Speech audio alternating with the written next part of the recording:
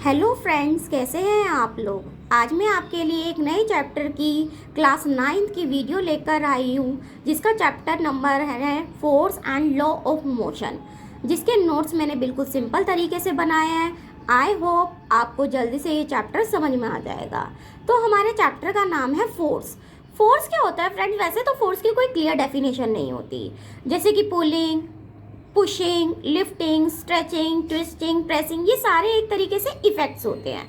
और हमारा फोर्स जो होता है वो टू टाइप का होता है, एक होता है बैलेंस फोर्स और एक होता है अनबैलेंस फोर्स। जो बैलेंस फोर्स होता है उसके अंदर क्या होता है, जो बॉडी होती है हमारी वो जीरो फोर्स एक्ट करती है, और जो अनबैलेंस फोर्स होता है उसमें हमारी बॉडी जो होती है वो जीरो फोर्स एक्ट नहीं करती, इसलिए उसको अनबैलेंस फोर्स किया जाता है। जैसे बैलेंस फोर्स की डेफिनेशन होती है, if the resultant of the all force acting on a body is zero force. और अनबैलेंस फोर्स की डेफिनेशन होती है, if the resultant of the force acting on the body is not a zero of the force are called the unbalance force.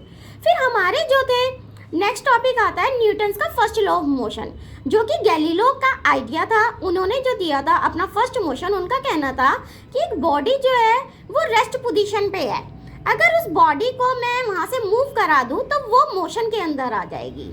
तो उनका मानना था कि a body at the rest will remain at rest at the body in the motion will continue in motion in a straight line with the uniform speed unless it is the compelled by the external unbalanced force to change its state of rest or of uniform motion. Suppose friends, अगर हमने कोई table के ऊपर book रखी है, अब book जो है वो अपनी रेस्ट पोजीशन पर है, जब तक हम बुक को मूव नहीं कराएंगे तब तक उसके अंदर मोशन नहीं आएगा, ठीक है। उसी तरीके से जैसे चेयर है, चेयर को जब तक मैं मूव नहीं कराऊंगी उसके अंदर मोशन नहीं आएगा। तो यही हमारा न्यूटन का फर्स्ट लॉ ऑफ मोशन था। फिर हमारा नेक्स्ट टॉपिक है इनर्शिया। इनर्शिया क्या होता है? When the tendency of the body due to which it resist a change in its state of the rest और of uniform motion, greater the inertia of the body, greater will be the force rested to the bring a change in its state of the rest of the uniform motion. Mass is a quantitative measure of the inertia of body. Heavier the body, more will be its inertia. मतलब inertia का कहना ये है कि जब तक हम force नहीं अप्लाई करेंगे किसी चीज के ऊपर तब तक वो चीज एक्ट नहीं करेगी। लाइक जैसे मैंने एक कारपेट लिया, कारपेट को हम झाड़ने के लिए क्या करते हैं, उसके ऊपर रोड से मारते हैं, तो जब रोड उसके ऊपर अपना फोर्स एक्सर्ट करती है तभी उसके अंदर से जो डर्ट होती है वो बाहर निकलती है। तो ये एक इनर्शिया का ही एग्जाम्पल है। लाइक जैसे हम बस में चढ़ते हैं, बस क्या करती है, हमको जर्क लगा देती है तो इससे हम गिर जाते हैं, तो वो भी एक इनर्शिया का ही एग्जाम्पल है।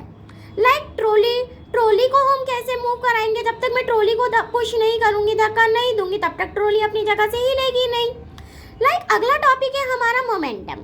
Momentum is the both direction और मैग्नीट्यूड। मोमेंटम में देखो डायरेक्शनल भी होता है और मैग्नीट्यूड भी होता है। It is the vector quantity और इसकी एक्सआई यूनिट जो होती है वो किलोग्राम मीटर सेकेंड होती है।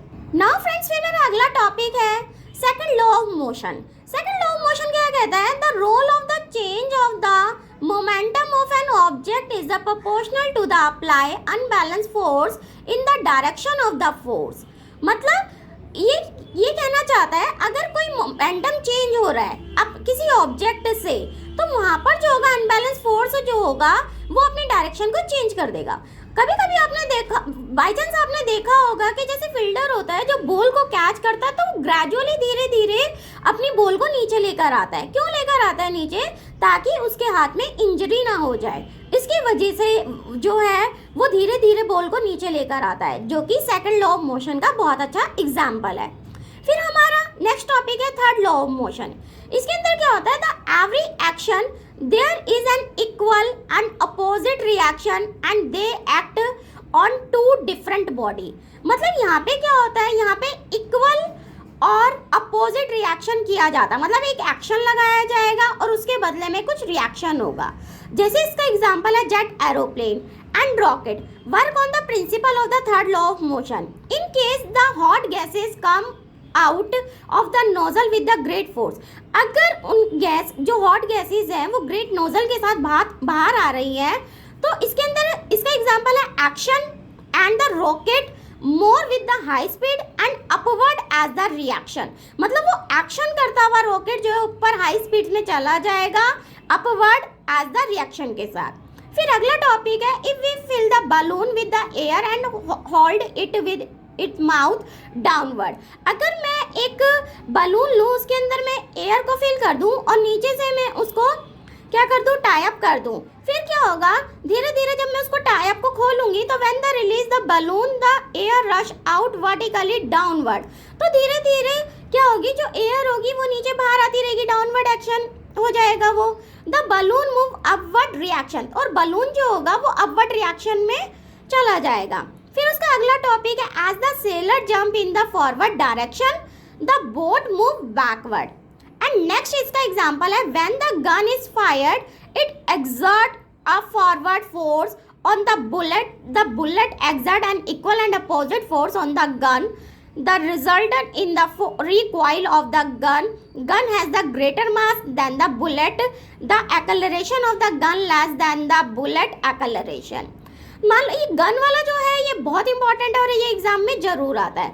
मान लो कोई गन है, गन के अंदर मैंने बुलेट डाली हुई है, अगर किसी गन से फायर किया जाएगा तो क्या होगा, जो वो होगी गन होगी, बुलेट जो होगी वो फोर्स लगाती हुई आगे चली जाएगी और जो गन होगी वो क्या करेगा हमारे ऊपर एक फोर्स अप्लाई कर देगा जिससे क्या होगा मुझे जर्क लगेगा. ठीक है, तो फिर उससे क्या होगा एक तरीके से क्या होता है जो गन होती है उसके पास हैवियर मास होता है बुलेट के अकॉर्डिंग, क्योंकि बुलेट के पास इतना हैवियर मास नहीं होता. तो नाउ फ्रेंड्स आई होप आपको ये वीडियो समझ में आएगी क्योंकि मैंने बहुत सिंपल तरीके से ये वीडियो बनाई है, बहुत सिंपल तरीके से नोट्स बनाए हैं आपके लिए. अगले टॉपिक में मिलेंगे नेक्स्ट क्लास के साथ, तब तक के लिए बाय बाय.